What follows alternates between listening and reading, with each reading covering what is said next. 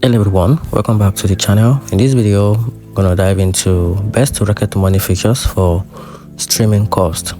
So here's the breakdown. If you are trying to cut down on streaming bills without losing your favorite shows, Rocket Money has tools that can make it easy.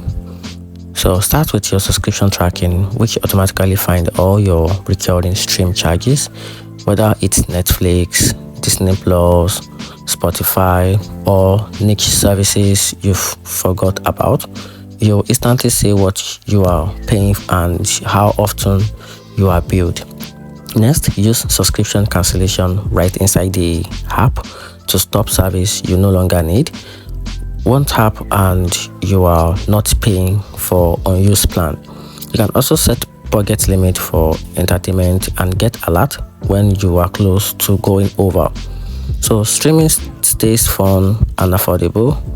If this helped you, like the video, subscribe for more money smart tips, and comment which streaming cost you would stream first.